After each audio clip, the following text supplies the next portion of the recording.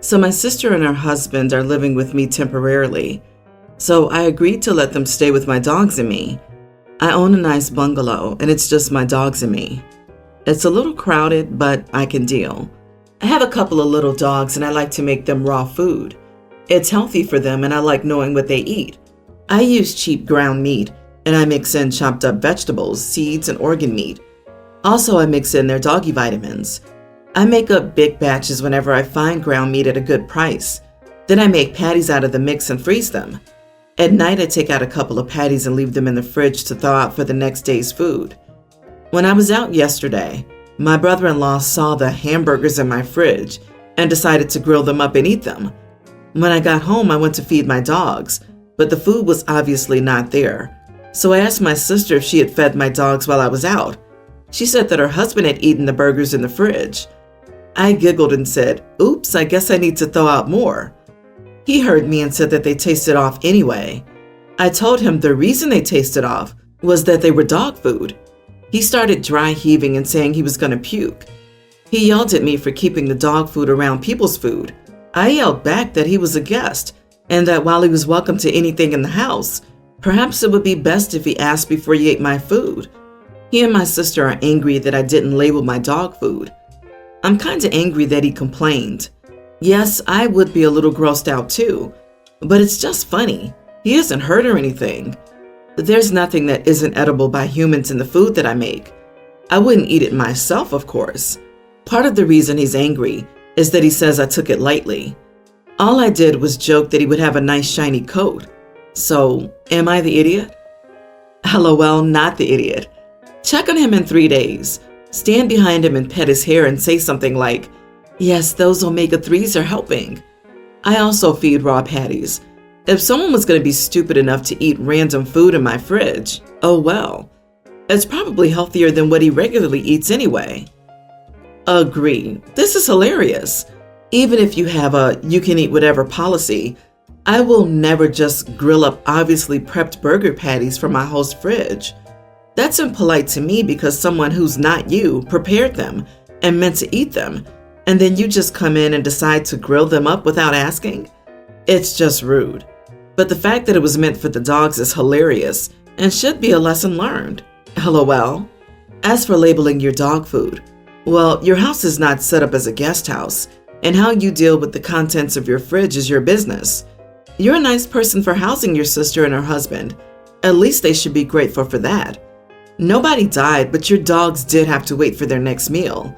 Brother-in-law is overreacting. It wasn't intentional on your part, and it is funny. Maybe get brother-in-law a new squeaky toy to smooth things over. Background. My younger sister and I were under 5 when our parents divorced. 2 years later, our mom was in a horrific car accident that changed our lives forever. Unfortunately, my father had already married again at the time, and they made the decision, him and his wife, to have her take over and raise us as their own children together, even though my mom did nothing wrong and was technically still alive, just critically ill. My mom was left permanently disabled by her injuries, and she was in the hospital for almost a year and spent the further 3-ish years in rehabilitation learning how to function again. During all of this, my sister and I were not allowed to see or speak with our mom, and during this time, my sister decided that my father's wife was her real mother and that my mom was just Dad's ex-wife, which was encouraged by him and his wife. Mom was able to get a place where she could ask the court for time with us. It started out supervised because of her disability and the time it had been since we had seen her, but the damage was done between my sister and her. My sister didn't want to spend time with her. She didn't want her called Mom. She would yell at me for hugging Mom and calling her Mom, and would say that I was hurting our mom. The custody situation was fought back against by my father and his wife, who said Mom's place in our lives interrupted our stability and family dynamic. In the end, it was decided that it was in my best interest to see my mom and have a relationship with her, but that it was in my sister's best interest not to, and to have things go back to the way they were, no contact with Mom, for her. Mom was heartbroken, and my father was furious that Mom would get access to me. Today, I'm 18, in my senior year of high school, and I now live with my mom and have cut off my father and his wife. I still talk to my sister, but our relationship is very strained. We no longer feel like sisters. We almost feel like step-siblings because we no longer claim the same parents. That includes my father. She's talked about graduation and how she wants to be there, but she doesn't want to go with Mom. She wants her parents there. I don't want them there. I don't want them in my life at all. She said she couldn't come otherwise. I told her I would not invite her parents just to have her there. I could hear her cry after I said it, and she was mad at me for picking Mom over my real family. I feel bad. Despite how messed up this is, I still love my sister. Even though I'm not sure we can ever be close again, I don't want to hurt her. Am I the idiot? That is such a crappy situation. If your mom had left you by choice, I could maybe see your sister's side, but it was an accident. Not the idiot, but do try to cut your sister some slack and maintain a relationship with her because she is only 15 and might see things differently and change her mind once she matures. However, cutting out your father and his wife is entirely your choice and justified. If they didn't try to pretend as your mom died, none of this would have happened, and you could have still had a functioning family. I'm just wondering how happy they would feel if your mom hadn't recovered. Monsters. They intentionally brainwashed a young, impressionable child so they wouldn't have to deal with the inconvenience of her mother. OP, it looks like she won't attend your graduation, and that sucks, but I wouldn't throw in the towel on your relationship with your sister yet. None of this is her fault. I disagree. Sister knows the truth. She just doesn't care about it. It's not her truth. Please don't feel bad about this. You're not hurting her. She's hurting you. She knows you're no contact with your dad and stepmom. She knows you're with your mother, yet she's the one who's trying to put down the rules for your own graduation. Do not feel bad. She's chosen her path. My dad died when I was 7 years old. He was my favorite person, my mom's favorite person at the time, and I kind of think he was the person who would complement our personalities enough for us to be super close. Even as a little kid, I knew that. It broke the two of us when he died, but then she found someone else. She found Luke. She married Luke 2 years later, and he became her person. Luke, upon realizing my dad had been the parent I was closest to, tried to fill that space and was unwilling to listen when I said that space was reserved for my dad. It caused some tension. Over time, I let some things go. They would call themselves my parent or my mom and dad. I always called him Luke. I always told people close to me about my dad and would make sure it was known Luke was not my dad. Now that I'm several years out of their house, our relationship is amicable but not close. I don't hate them, but my mom and I still don't mesh well, and Luke still wants to fill that role my dad had, and I still don't want him to. Ever since I got engaged, my mom has been more present. She's told me how she always dreamed of this day, etc. Over time, she brought up how she and Luke couldn't wait to see him walk me down the aisle or give me my father-daughter dance, and how they were excited to be mom and dad of the bride. Of course, I told her none of that was happening. She told me it was always her dream, though. From the time she found out she was expecting a girl, she couldn't wait to watch me on my dad's arm and in my dad's arms for a dance. I told her that was possible when Dad was alive, but not when he was gone. She told me it was still possible, that there was still my dad, Luke, who deserved it. They both did. I told her I was walking with my fiancé and no father-daughter dance would happen. I told her that he would not be listed as the father of the bride anywhere because he's not my father. I ended up telling her to leave, and I went back to less contact. Then my mom showed up unannounced and started to tell me about this dream again and what it meant to her. And I told her without hesitation that her dream stopped being possible when my dad died because he wasn't here to do that stuff, and that Luke was never going to be filling my dad's role for me. I told her she might be able to switch them out easily, but I was not. She left in tears, telling me I had punished her for moving on and punished my dad for not being Cal, my dad, that she and my dad deserved better than that, and I was spiteful. Am I the idiot? Edit. Luke cut up cards. I had made and given my dad for Father's Day that my dad had kept safe before he died. Auntie cut up the back and left the front and then turned them into a collage and acted like they were cards I had given him. When he and my mom brought out my birth certificate for something, he told me he couldn't wait to see his name instead of the old husband. He told me my dad had done nothing special and that he could do what my dad had done for my mom and me, but better. My mom just erased my dad and added Luke, then expected me to do the same. She even went as far as taking photo frames with stuff like our family or dad and daughter and replacing them with photos that included Luke instead of my dad. She also told me more than once that Luke was our favorite new person, or it would say, Dad's our favorite person like always, and it was always about Luke. Not the idiot. You don't consider Luke as your father, period. Your mom and Luke should accept it once and for all, and your mom should also cease her emotional blackmailing. Maybe if Luke hadn't tried to replace your dad, he'd be in much better standing with you. Even if it was so, it is all down to your decision. Be ready for the flying monkeys to come at you about how you're unreasonable, etc. I'd be ready to block the lot. Yeah, maybe if he hadn't stumped on the feelings of a grieving 9-year-old, I'd have more respect for him. Yeesh, those edits make my heart hurt. I would reconsider inviting him and the mother as well. Luke wanted a ready-made family and didn't care what kind of damage he was doing to his daughter. Mom is the biggest idiot here. Instead of helping her child grieve the loss of their favorite person, she just tried to shove any male into that spot.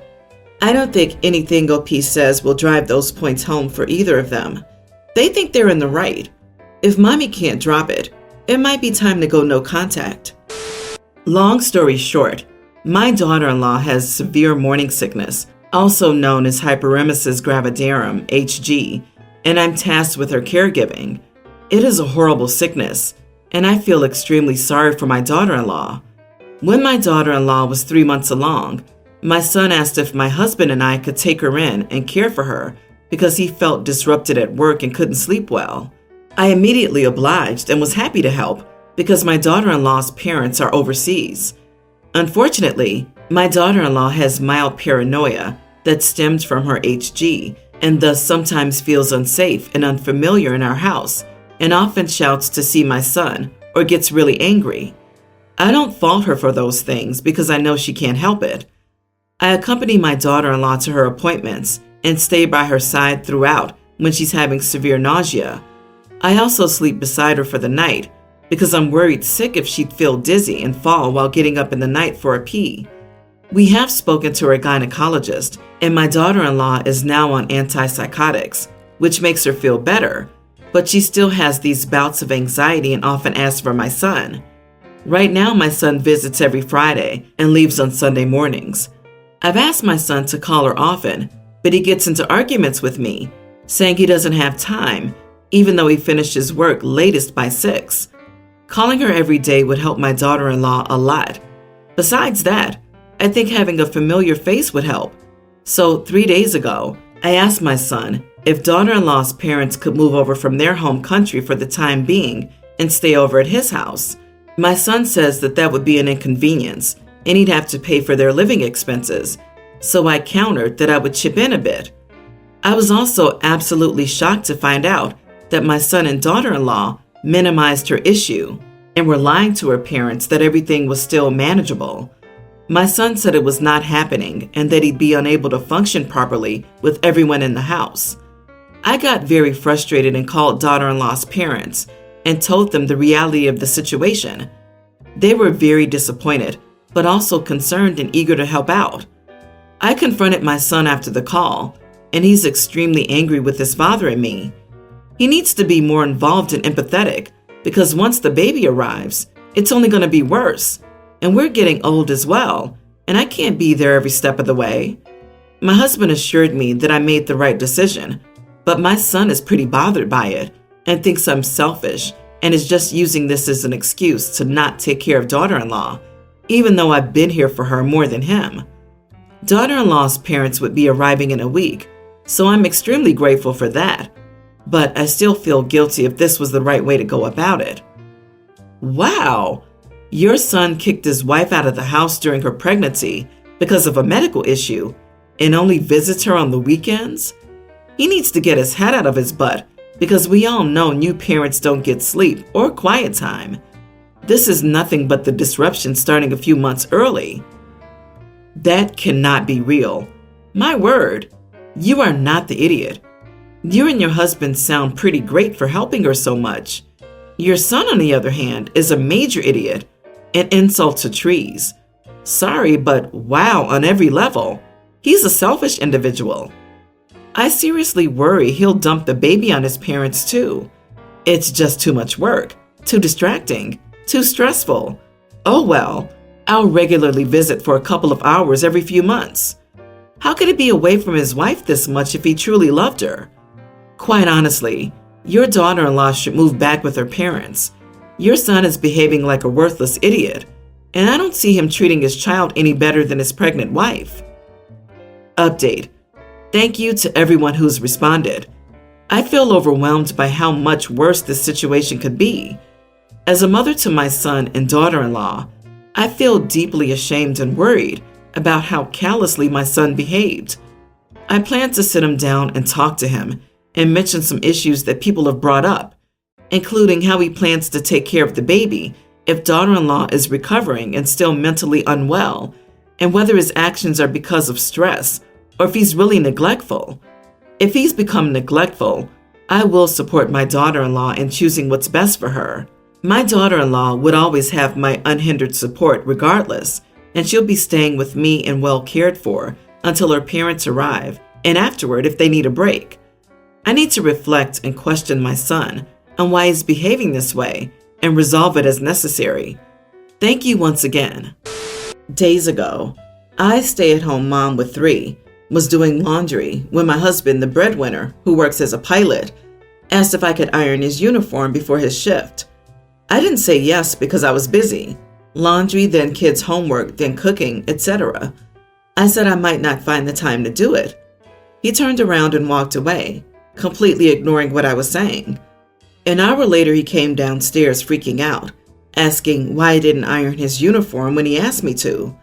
I told him I was busy and reminded him of how I didn't say yes to his request.